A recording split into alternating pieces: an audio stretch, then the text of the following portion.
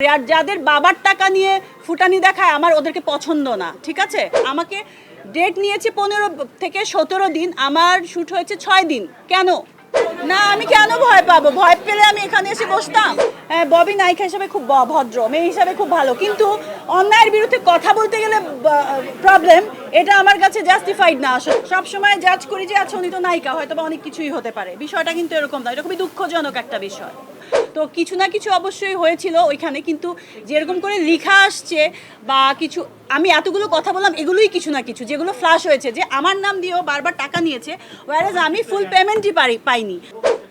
চরকাণ্ডের বাইরে কিছু হওয়ার তো কথাই না। আমি এতটা নিচে তো নামতে পারবো না, এবং এতটা মানে নোংরা, এত চিপনেসের মধ্যে আমি আসলে যেতে চাই না। আমার যতটুকু বলার আমি সব কিছুই বলেছি। আর যাদের বাবার টাকা নিয়ে ফুটানি দেখায় আমার ওদেরকে পছন্দ না, ঠিক আছে, কারণ আমি আমার নিজের চেষ্টা এত দূর আসছি। সো আমি বলবো যে ও যদি এমন হতো, আমাকে অনেক কথা শুনিয়েছে যে আমি তো এরকম সাপোর্ট দিতে হবে, এটা আমি অনেক সাপোর্ট দিয়েছি। একদিন দুদিন এমন হয়েছে যে আপা আজকে পেমেন্ট না দিই, আজকে প্রোডাকশন খরচটা চালাচ্ছি। আমি বলছি ওকে, নো প্রবলেম, পেমেন্টটা পরে দাও। সেই ছেলে যদি এখন এসে বলে আমার ফ্রেন্ডের মতো চ্যানেলে বসে ববি বলে, এমনি আপা বলে, তো ওর কনফিউজিং এক তো ক্যারেক্টার। তারপর হচ্ছে আরেকটা বিষয়, আমি এত কিছু বলতেই চাই না আসলে, একজনের এত ক্যারেক্টার নিয়ে আমি কথা বলতে চাই না, এটা আপনারা জাজ করবেন। কিন্তু আমি এখন মানে বাধ্য হয়ে অলমোস্ট এটা বলছি যে এতটা ডিসঅনেস্টি নিজের কাজের সাথে, এটা আসলে আমি দেখি নাই। স্ক্রিনেও যদি দেখতাম যে ঠিক আছে সুন্দর করে কাজ করতেছে, সব কিছু ঠিক আছে, গান 1-1.5 মিনিটের এত সুন্দর গান, জাহিদ আকবরের লেখা, কোনাল আপুর গাওয়া, আরও অনেক ভালো ভালো গান, নতুন মানুষের থেকে টাকা নিয়েও গান নেয়, আবার অন্যদের গান কেটে দেয়, আবার নতুন এমন একজনকে আর্টিস্ট না যেটা প্রডিউসার অ্যাকসেপ্ট করে না, তার থেকে পয়সা নিয়ে, এগুলো তো মানে প্রডিউসার থেকেই আমার কথাগুলো শোনা। আমি তো আর এটার পিছনে লেগে থাকি নাই। ছবিটা দেখে আমি হার্ট হয়েছি, এবং ডাবিংয়ের সময় আমাকে শুধু ডাবিংয়ের সিনগুলি দেখিয়েছে, যে পুরো ছবি দেখা যাবে না, পুরো ছবিটাও দেখায় নাই।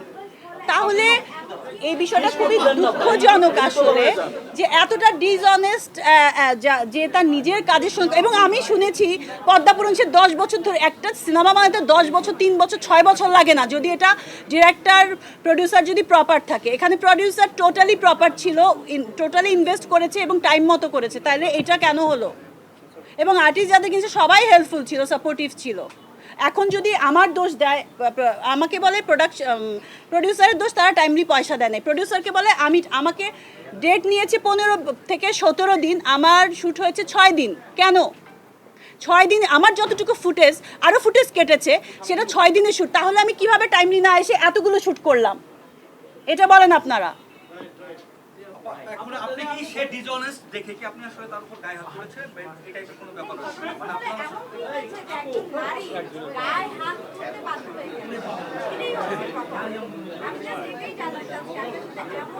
দেখো, আমি নারী আন্দোলন আর ফেমিনিস্ট এইসব নিয়ে না, সবাই মিলেই হচ্ছে একটা শক্তি, নারী পুরুষ সবাই দরকার সব জায়গায়। কিন্তু কি থাকে, বা আমাদের দেশে আসলে মেয়েদের অবস্টাকলটা বেশি, যে কোনো কিছুতে আঙ্গুল তোলা হয় বেশি। তার উপর যদি মেয়েটা ইন্ডিপেন্ডেন্ট থাকে এবং এমন মিডিয়াতে থাকে, তাহলে তো আরও বেশি সুযোগ হয়ে যায় আসলে। এই বিষয়টাই ভাবো, তুমি বারবার বলছো যে এমন কি হয়েছিল, তো কিছু না কিছু অবশ্যই হয়েছিল ওইখানে, কিন্তু যেরকম করে লেখা আসছে বা কিছু, আমি এতগুলো কথা বললাম, এগুলোই কিছু না কিছু যেগুলো ফ্ল্যাশ হয়েছে, যে আমার নাম দিয়েও বারবার টাকা নিয়েছে, ওয়ারেজ আমি ফুল পেমেন্টই পাইনি। আমার নাম দিয়ে বলেছে যে ও আইটেম গান করতে চাচ্ছে না, আপা আইটেম গান করবেন। আমি কেন করব না? আমি যদি এই ক্যারেক্টারে আইটেম গান ডিমান্ড করি, আমি কেন করব না? তাহলে তো আমি প্রফেশনাল আর্টিস্ট মানে কিভাবে হলাম? এবং এতগুলো ছবি শেষ করলাম কি করে? কোনো দিন কি আমার নামে কখনো এরকম কেউ কমপ্লেন করেছে? বা কোনো দিনও? তো ওর কমপ্লেনটা কেন মানে এখন ভ্যালিড হবে, বা এটা প্রমাণের পরও, এত কিছু জানার পরেও আসলে? ওর যে সেকেন্ড ছবি, এটা ফার্স্ট ছবিতে কি হয়েছিল সেটাও তো অনেকে অনেকভাবেই জানে আসলে। ব্যাপারটা কি শুধু চরকাণ্ডের উপরে ছিল নাকি চরকাণ্ডের বাইরেও, মানে ব্যাপারটা কেমন? চরকাণ্ডের বাইরে কিছু হওয়ার তো কথাই না। আমি এতটা নিচে তো নামতে পারবো না, এবং এতটা মানে নোংরা, এত চিপনেসের মধ্যে আমি আসলে যেতে চাই না। আমার যতটুকু বলার আমি সব কিছুই বলেছি। না, আমি কেন ভয় পাবো? ভয় পেলে আমি এখানে এসে বসতাম? হ্যাঁ,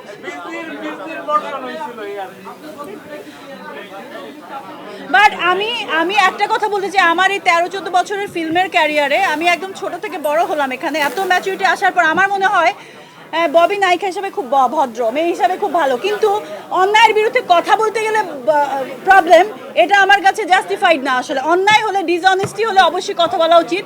এবং তখন নায়িকা বলে বিভিন্ন সংবাদ মাধ্যমে যে এটা প্রচার হয়, মানে কেউ কেউ যে বিয়ে শাদী এটা ওইটা, বিজনেস করছে এইটা ঠিক না ওইটা ঠিক না, এটা পয়েন্ট থেকে কিন্তু আমরা সরে যাই।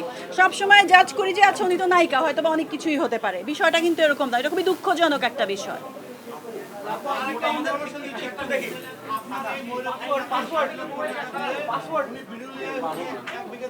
কি কি আবার বলো, একটা সেকেন্ড চুপ। কি 60 না, তা প্রডিউসার আমাকে বলেছে 80 ক্রস করে গেছে। উনি 2.5 বছর ধরে সিনেমাটা এরকম বারবার ওনাদেরকে ভোগাইতে ভোগাইতে এটা মানে যতটা অ্যামাউন্ট ছিল তার থেকে ডাবল চলে গেছে। এটা আমি শুনেছি, আমি এটা শুনেছি, শোনা কথা। বলছেন যে আপনি আসলে মানে আপনার কাছ থেকে যে ধরনের ডিসিপ্লিন তিনি আশা করেছিলেন আপনি সেটা ঠিক টাইমে আপনি আসেননি। আমি তাহলে 20-25টা ছবি কিভাবে করলাম? আমি এখন পর্যন্ত এই কথাটা কারো মুখ থেকে, এত সিনিয়র, এত নতুন, এত বড় বড় মানুষদের সঙ্গে আমি কাজ করেছি, তারা কেউ কেন কোনোদিন এই 13-14 বছরে পড়লো, কেউ একজনও কেন কমপ্লেন করে না? আর নতুন একটা ছেলে এসে সে এতটা ডিসঅনেস্ট, আমি আমার পার্সোনাল পয়েন্ট অফ ভিউ বলছি, বাকি সব কিছু ওনারা বলবে যে একটা কাজে কেউ টাকা কম থাকতে পারে, বেশি থাকতে পারে, কিন্তু নিজের কাজের সঙ্গে এতটা ডিসঅনেস্ট মানুষ আমি এই 13 বছরের ক্যারিয়ারে দেখি নাই ফিল্মে। আমি গ্রামের যারা ছেলেরা এসে শহরে কাজ করে এবং নিজের পায়ে দাঁড়ায়, আমি ওদেরকে সবসময় রেসপেক্ট করি। আমি নিজে শহরে বড় হওয়া মানুষ, কিন্তু তারপরেও আমার সবসময় সিম্প্যাথিটা থাকে ওদের উপর, যে ছেলেমেয়েরা গ্রাম থেকে এসে উঠে আসে, নিজের চেষ্টায় নিজে কিছু করে। সো আমি তাদেরকে